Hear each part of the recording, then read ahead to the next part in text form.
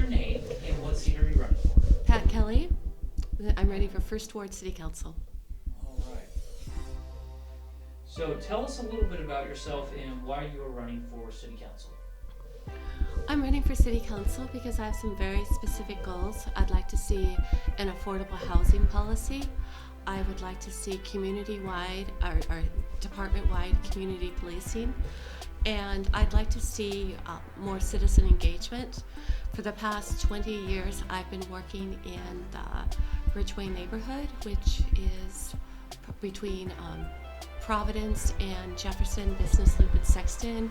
It's an area that was annexed to the city in 1906 and 1904, and it's about 85% rental, and we have about the average income is about 30% of the area median income. And through working in that area, I feel like I've gotten to know the problems with lots of older areas in Columbia, and I've met an incredible number of people. I've been going door to door and organizing things like the Central Columbia Get Out the Vote Committee. We've had voter forums. We've had an affordable health fair. I helped organize a free citywide New Year's festival, and I feel like a lot of the decisions people don't feel included in part of the city. The voter turnout is lower there.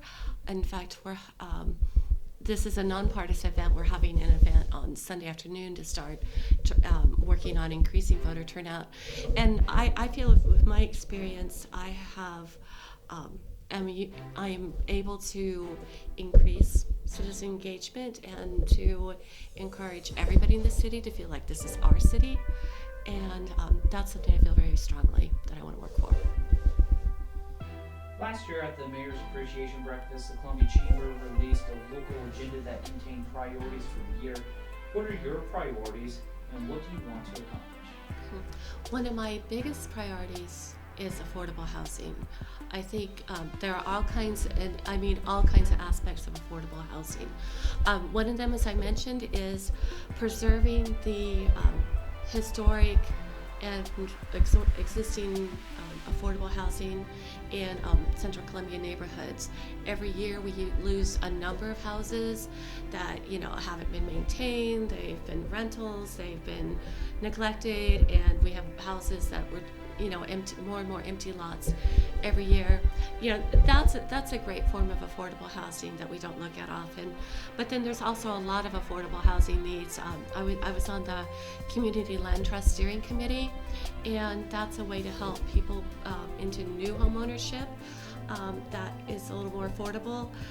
The other thing is we just need rooms that people can rent. We need rentals that are affordable, and I don't think that we can have a really innovative, vibrant community unless people, if people are spending like 2/3 of their income just keeping a roof over their head. I think we need freedom for innovation, for creativity, for other just to quality of life issues. And also, if we don't address this issue, we have a huge problem with homelessness, and that's just growing and growing, and it descends more and more into that. And I think that we need to address all these issues, from the fact that families can afford housing to that we do have people who are not having to live without a place to live. Does that make sense? Yeah. Okay. But we have from homelessness to affordable new housing. That's something I really think is the key thing to focus on. There are two priorities that are very important to the Chamber's membership: advocating for funding that will benefit the airport and internal construction, and developing a comprehensive plan for funding public safety. Where do you stand on these two issues? And if you are supportive, how would you advocate to advance these two priorities? Right. I'll start with the airport funding first. And I think the airport is important. I work at the university, and I have booked millions of flights, coming to, and I know people really need to and want to get in and out of Columbia. Having said that, as a First Ward resident, I have not really had occasion to use the airport for myself, and so I know that while it is a priority, I don't think it's a top priority. I think that we need to have. I think a better way to look at it is not as Columbia's airport, but as a regional asset. Something that, people in Jefferson City, Fulton, Ashland, as well as Columbia use, something that's important to the university and other major businesses and employers in the area. So I would like to look at funding that through the people who use it as a regional expense rather than as a particular Columbia expense. And another thing is that there's a 1% transportation sales tax, which largely goes to maintain a transit system in Columbia. And I want to protect that and even add to that, I think. And I would, I read your priorities about improving Interstate 70 and about the airport, and I would like to suggest that if you consider having a really viable transit system in Columbia would also be an economic developer, and would really help us move forward in economic improvements.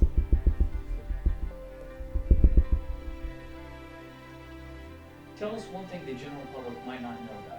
Oh, I forgot to add about that. Can I add about the police department? Okay. All right. So the police department, I think public safety is one of our top priorities. And there are three parts of that.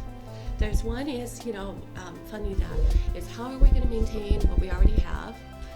And second is, my understanding is that our pension funding for the police officers is below what it really needs to be at this level. And the other part is how are we going to do a citywide comprehensive community policing and instigate that program.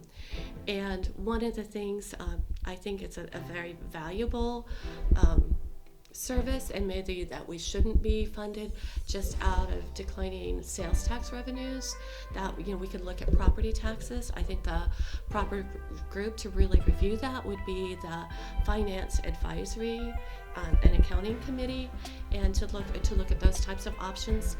I really support Ian Thomas's initiative for to go ahead with a strategic plan.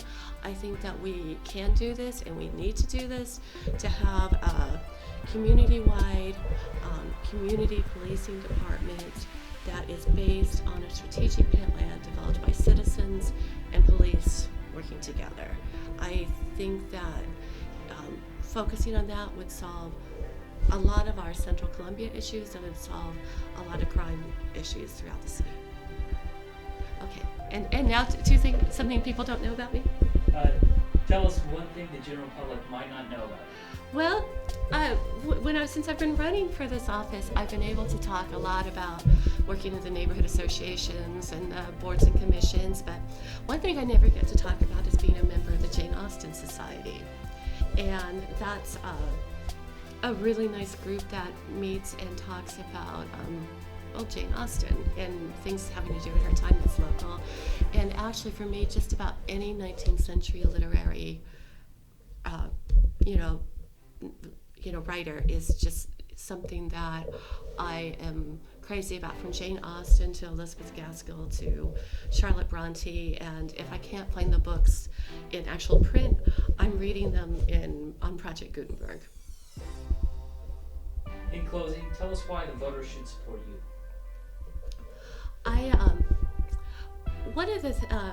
One of my experiences is that as a neighborhood representative, I went to a historic preservation commission meeting, and they were at that meeting we started talking about how we were losing so many houses every year, and how a lot of times houses that would have been like really nice affordable houses that were in good shape were being sold at auction. And I mentioned, well, they're being sold for great deals, like a two-story house for $60,000, and families aren't buying these. And somebody on the commission said, well, you guys can just buy this and fix them up. And this was in an area where people are barely hanging on to their own houses or paying their own mortgages. It seemed like I could not make him understand that this was not going to be an option for most of the people in my neighborhood. People just wouldn't think this way. And then and that was what I realized, is that people in the city were often making decisions not understanding the reality of what so many people live with day to day. And so I felt like I had to step up and talk about the experiences that I've lived and that I've seen, and and use my experience as organizing and as being the kind of to connect people to make our to create solutions for everyone. And I feel like I am that person, and I have that experience, and I can do that in something that has been lacking in our city government and that we really need.